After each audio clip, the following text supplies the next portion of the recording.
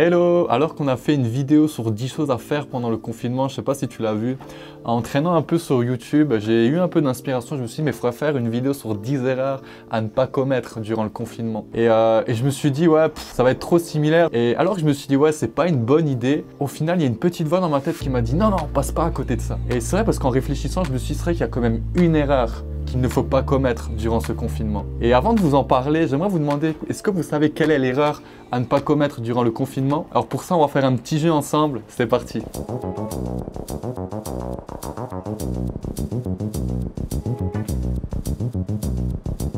Et c'est parti, bienvenue à toi qui nous suis pour le nouveau No Fighter Quiz. Alors c'est parti tout de suite. Quelle est la plus grosse erreur que tu peux faire pendant ton confinement? La réponse A, ne pas avoir révisé pour certains examens qui sont maintenus.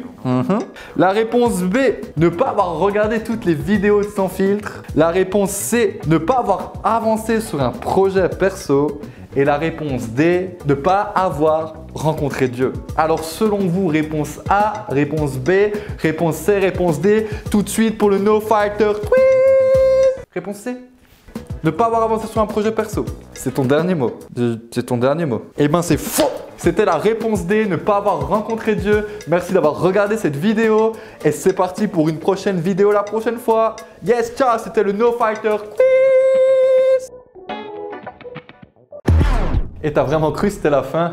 Je peux pas finir cette vidéo sans te parler de plus de ça. En fait, quand je te parle de rencontrer Dieu, je te parle pas de mourir et de te retrouver devant lui. Non, laisse-moi t'expliquer. Et en même temps, tu comprendras pourquoi ne pas le rencontrer serait la plus grosse erreur que tu peux faire pendant ton confinement. Je vais aller vraiment crescendo dans cette vidéo et c'est pour ça que c'est vraiment important que tu ailles jusqu'au bout pour vraiment comprendre là où je veux aller.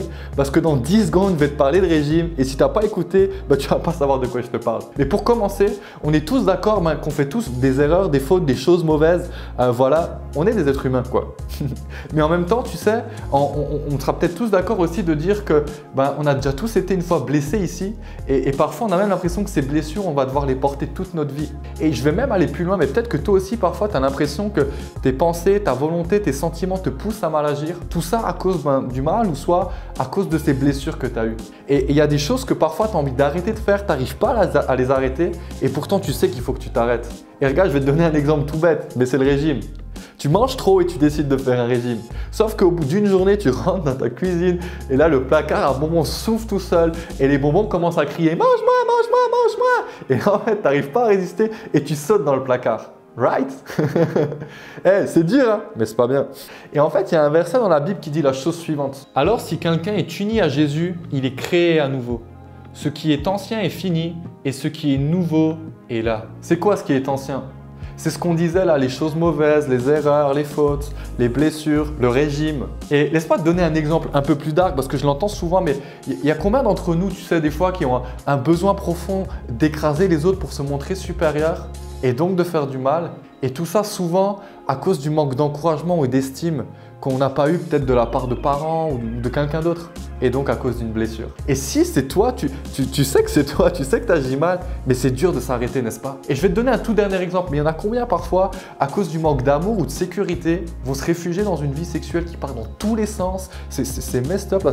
Et si tu es un gars, la société t'applaudit pour ça parce que tu as beaucoup de conquêtes. Si tu es une fille, elle te méprise, mais ça te fait du bien. Et on va se rassurer à se dire c'est pas un problème. Mais regardons juste 5 secondes ici, et dis-moi encore que c'est un mode de vie sain. Je veux dire, soyons honnêtes et authentiques avec nous-mêmes. Et attention, c'est pas que à cause des blessures, c'est aussi parce qu'on fait du mal. Et là, ce verset dit que tout ce qui est sur nos épaules, là, qu'on doit porter, qui est dur, devient ancien. Les fautes, Dieu les pardonne. Les blessures, Dieu les guérit. Et ce qui est nouveau prend place. Il est possible de devenir une nouvelle personne avec un nouveau départ. Et là, j'imagine que tu te poses deux questions, genre tout ça juste comme ça. Et c'est où qu'on rencontre Dieu? Le texte suivant nous dit la chose suivante. Tout cela vient de Dieu. Il nous a réconciliés avec lui par Jésus et nous a demandé d'annoncer cette réconciliation. Lui, c'est Dieu qui a réconcilié le monde avec lui par Jésus. Il ne tient plus compte des fautes des êtres humains et il nous charge d'annoncer cette parole de réconciliation. Si Dieu te guérit et que Dieu te pardonne, c'est parce qu'il veut que toi et le monde entier soient réconciliés avec lui. Tu sais, le monde rejette Dieu et nous, on rejette Dieu dans nos vies tout le temps. Je sais pas si tu as conscience, mais est-ce que tu savais que dès que tu blesses quelqu'un, en réalité, c'est aussi contre Dieu que tu agis mal? Est-ce que tu savais que lorsque tu vis une vie sans Dieu, en réalité, c'est Dieu que tu rejettes? Et on passe notre temps à rejeter Dieu dans nos vies. Et je l'ai moi-même rejeté pendant longtemps. Et puis à l'âge de 17 ans, le 31 octobre 2010, Dieu m'a fait prendre conscience de ce que je viens de vous lire. Jésus qui était sans faute est mort sur une croix pour payer le prix de mes fautes et de mes erreurs, pour que je puisse recevoir le pardon et une vie nouvelle en croyant en lui. Et j'ai répondu oui. et en plus d'avoir une vie nouvelle, mais la vie est devenue magnifique. Alors attention, j'ai pas dit facile. Hein. Je sais pas si tu as entendu ma vidéo là sur le coronavirus, c'était pas facile. Mais en même temps, la vie a pris tellement de sens après ça. Au travers de cette vidéo, Dieu te lance un appel. Comprends que si pendant plusieurs semaines, pendant plusieurs mois, notre monde s'est arrêté, nos divertissements se sont stoppés, nos agendas chamboulés, nos quotidiens complètement bousculés, c'est peut-être que Dieu voulait qu'on s'arrête et qu'on puisse un peu réfléchir sur qui nous sommes réellement. Peut-être pour qu'on puisse prendre conscience un peu plus de nous-mêmes, du monde et de Dieu. Et là, Dieu veut se réconcilier avec toi. Il a tout mis en œuvre pour ça. Il a envoyé Jésus pour que tu reçoives le pardon de tes fautes et pour que tu puisses vivre une vie nouvelle. Aujourd'hui, Dieu veut faire de toi une personne qui reçoit le pardon qu'elle recherche. Aujourd'hui, Dieu veut faire de toi une personne qui est guérie de ses blessures. Dieu désire que tu puisses reconnaître que tu as besoin de recevoir son pardon et que tu as besoin de lui. Et aujourd'hui, Dieu te lance cet appel. Soyez réconciliés avec moi. Et j'aimerais finir cette vidéo comme on ne l'a jamais fait. Parce que je pense qu'il y a des gens qui veulent se réconcilier avec Dieu. Et aujourd'hui, j'aimerais te donner cette opportunité. Et c'est pour ça que je te propose, si tu veux te réconcilier avec lui, alors on va juste faire cette prière. Ferme tes yeux devant l'écran et répète après moi. Seigneur Jésus, pendant très longtemps, j'ai vécu une vie sans toi. Je t'ai rejeté. J'ai commis des erreurs, commis du mal. Mais aujourd'hui, je crois que tu es mort sur la croix pour le pardon de mes fautes. Et c'est pour ça que je veux croire en toi et te demander pardon. Jésus, pardonne-moi. Je te prie, Seigneur, guéris mes blessures. Viens à l'intérieur de moi et donne-moi cette vie nouvelle. Je veux te suivre et apprendre à te connaître. Au nom de Jésus-Christ.